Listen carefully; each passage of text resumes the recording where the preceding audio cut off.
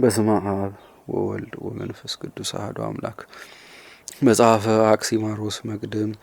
ከፍጥረቱ ሁሉ አስቀድሞ ያለመነሻ የነበረ ዛሬም ያለ ኋላም ሁሉን አሳልፎ ያለመድረሻና ያለመጨረሻ ለዘላለሙ የሚኖር አምላክ እግዚአብሔር በመጀመሪያዋ ዕለተ እሁድ በመጀመሪያይቱ ሰዓተ ሌሊት በሰርክ አራቱን ባህርያት ፈጠረ። እነዚህ አራቱ ባህርያት የተባሉትም የፍጥረት ሁሉ ምንጭና መገኛ የሆኑት አንደኛ እሳት፣ ሁለተኛ ነፋስ፣ ሶስተኛ ውሃ፣ አራተኛ መሬት ናቸው። 10 ፍጥረታት የሚባሉት እነዚህ ናቸው። እነዚህን ከአለመኖር ወደ መኖር አምጥቶ ፈጥሮ አስገኘ። ፍጥረቱንም ሁሉ ከነዚህ አራቱ ባህርያት ፈጠረ። እነዚህን አራቱን ባህርያት አንድ ጊዜ አላስገኛቸውም። መጀመሪያ ጥቂት እሳትን፣ ከዚያም ጥቂት ነፋስን፣ ጥቂት ውሃን፣ ጥቂት መሬትን ፈጥሮ አስገኘ። ከዚያም እግዚአብሔር ያችን ጥቂት እሳት ብዢ፣ ተባዢ፣ ስፊ፣ ተስፋፊ ብሎ በሕሊና እግዚአብሔር ሲያዛት በዛች ተባዛች፣ ሰፋች፣ ተስፋፋች። ሕሊና እግዚአብሔር የመጠናትን ያህል ደርሳ ቆመች፣ በካህሊነቱም ጸናች። እግዚአብሔር ከመጠንላት ቅንጣት ታህል አልጨመረችም፣ ቅንጣት ያህልም አልጎደለችም። ከዚያም ያችን ጥቂት ውሃ እግዚአብሔር ብዥ፣ ተባዢ፣ ስፊ፣ ተስፋፊ ብሎ በሕሊና ሲያዛት በዛች ተባዛች፣ ሰፋች፣ ተስፋፋች።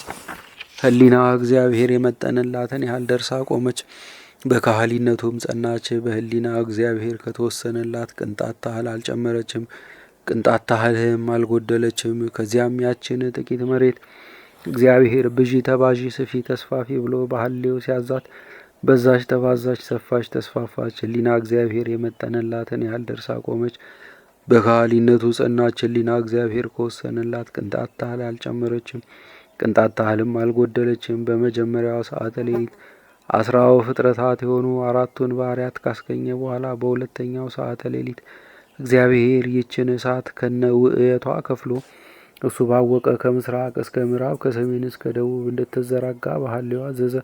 እንዳዘዘውም ሆነ። ይህም ኪሩቤል የሚሸከሙት ዙፋን ነው። ሰማዩ ዱድ ይባላል። በሶስተኛው ሰዓተ ሌሊት ይችን እሳት ከፍሎ ዋዕይዋን ለይቶ አውጥቶ በብርሃኗ መንበረ ስብሐትን ሰራ።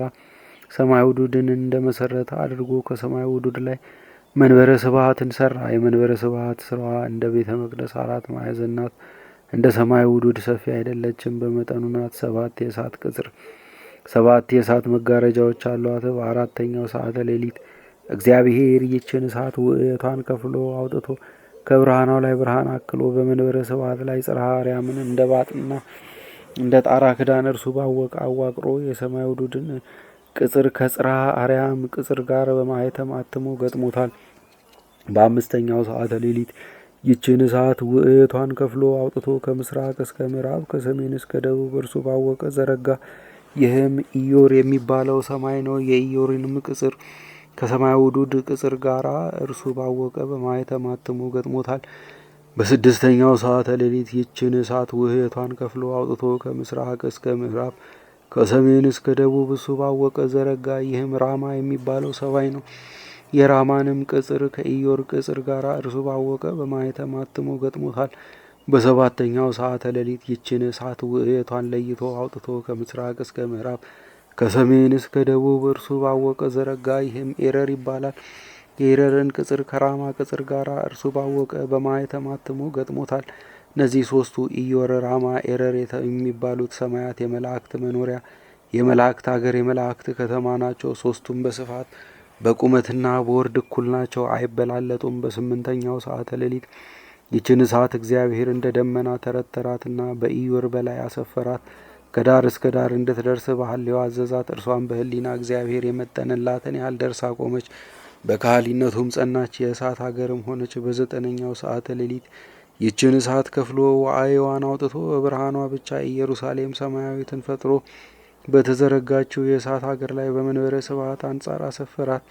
ይቺ ኢየሩሳሌም ሰማያዊት እንደ ሌሎች ሰማያት ከምስራቅ እስከ ምዕራብ ከሰሜን እስከ ደቡብ አትደርስም። በመጠናት ምድራዊ ፍጥሯን የምንኖርባትን ዓለም ታክላለች ይላሉ።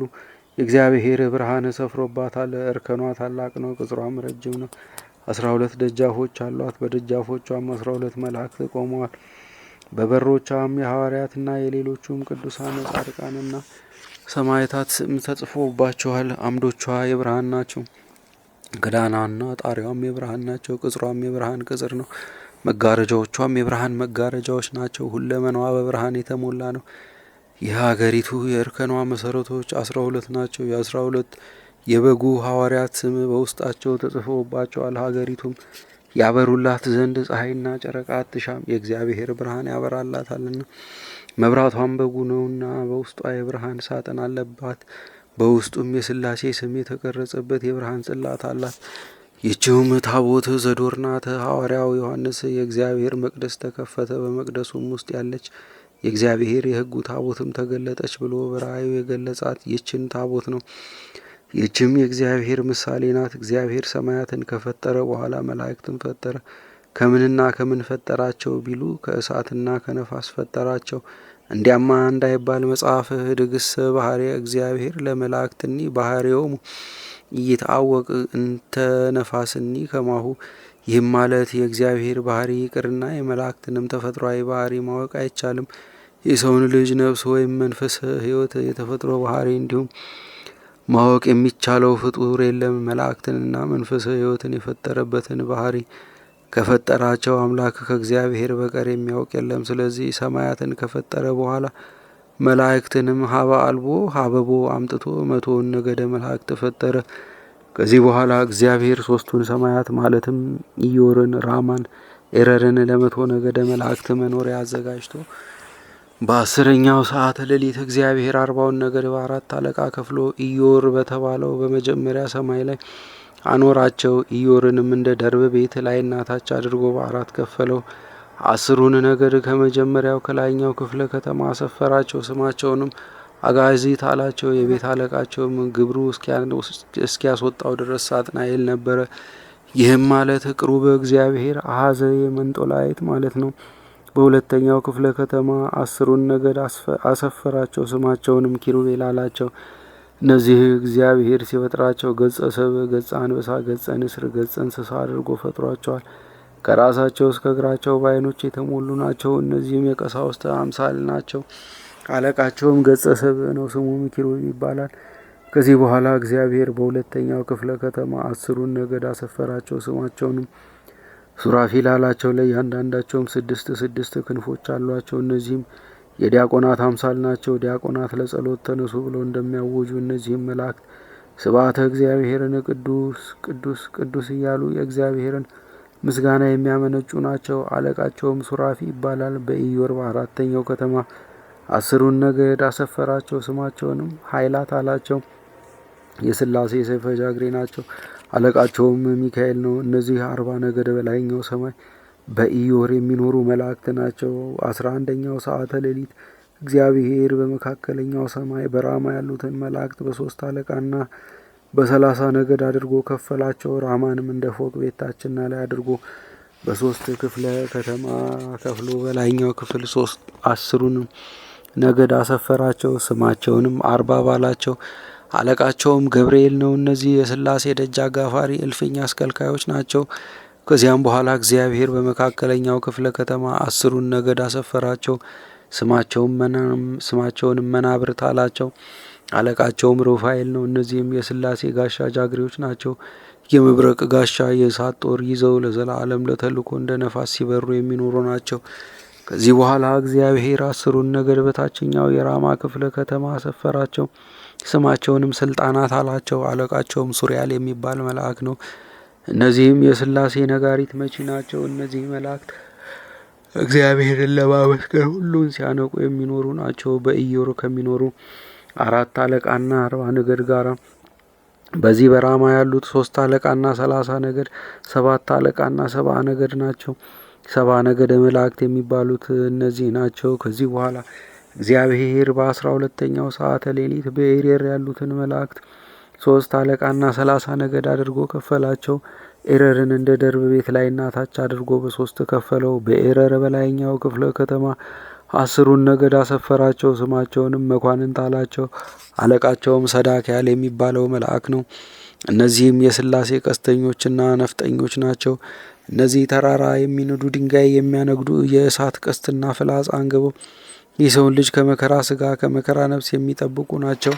ኋላም የሰውን ልጅ አጽም በአዋጅ ሰብስበው ለትንሣኤ ዘጉባኤ የሚያበቁ እነዚህ ኃያላን መላእክት ናቸው። ከዚህ በኋላ እግዚአብሔር በመካከለኛው የኤረር ክፍለ ከተማ 10ን ነገድ አሰፈራቸው። ስማቸውንም ሊቃናት አላቸው። አለቃቸውም ሰራትያል የሚባል መልአክ ነው። እነዚህም የእሳት ፈረስ ባልደረባዎች ናቸው። በእሳት ፈረስ ተቀምጠው በእሳት ልብድ ተለብደው ማለትም እሳት የመሰለ የብረት ቀሚስ አጥልቀው በከዋክብት አምሳል ብርሃን ይዘው ሕይወት ያለውን ፍጡር የሚጠብቁ መላእክት ናቸው። ከዚህ በኋላ እግዚአብሔር 10ን ነገድ ከመጨረሻው የኤረር ክፍለ ከተማ አሰፈራቸው። ስማቸውንም መላእክት አላቸው። አለቃቸውም አናንያል የሚባል መልአክ ነው።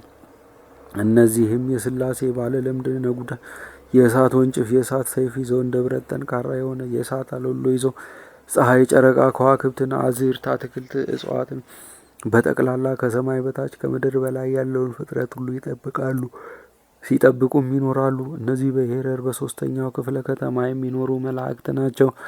ሁሉን ቻይ አምላክ እግዚአብሔር መላእክትን ፈጥሮ በ10 አለቃና በ100 ነገድ ከፍሎ በ3 ሰማያት በኢዮር በራማ በኤረር ያሰፈራቸው 100 ነገደ መላእክት የሚባሉት እነዚህ ናቸው።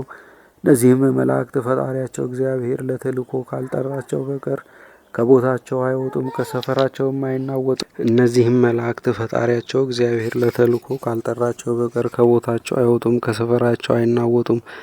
ለተልእኮ ፈጣሪያቸው እግዚአብሔር በጠራቸው ጊዜ ግን ወደ ላይ እስከ ጽርሐ አርያም ወደ ታች እስከ በርባኖስ ከመቅጽበት ደርሰውና ተልእኳቸውን ፈጽመው ወደ ቦታቸው ወደ ሰፈራቸው ገብተው ፈጣሪያቸውን ያመሰግናሉ። ምግባቸውና መጠጣቸው ስብሐተ እግዚአብሔር ነውና።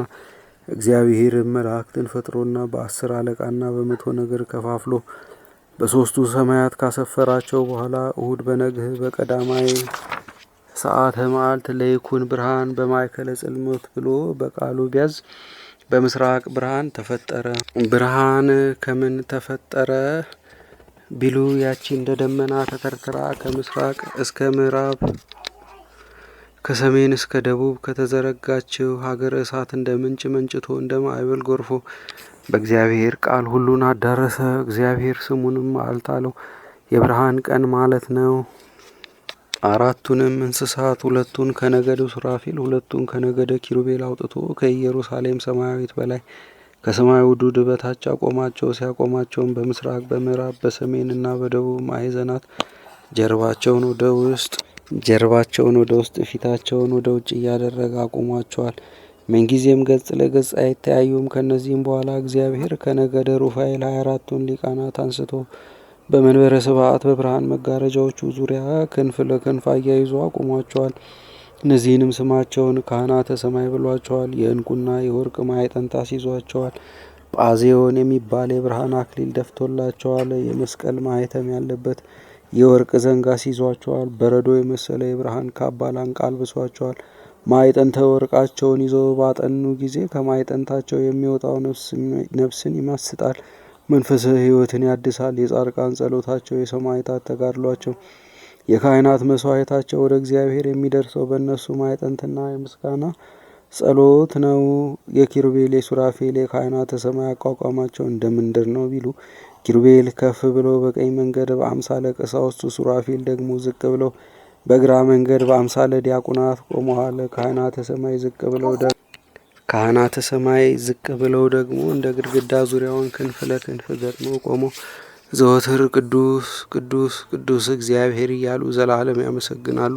ምግባቸው ስብሐተ እግዚአብሔር ነው። መጠጣቸውም ፍቅረ መለኮት ነው። መላእክት እንደ ምድራዊ ፍጡር የጾታ ልዩነት የላቸውም፣ አንድ ወገን ናቸው። የመላው መላእክትና ሊቃነ መላእክት ጸሎታቸውና በረከታቸው በሁላችን ላይ ይደር። ሁሉን ፈጥሮ የሚገዛ እግዚአብሔር ሁላችንንም በቸርነቱ ይጠብቀን፣ አሜን። የዕለተ እሁድ ፍጥረት እነዚህ ናቸው። እሁድም ማለት አሐድ ማለት ነው። የዕለታት ሁሉ መጀመሪያና መገኛ አድርጓታልና።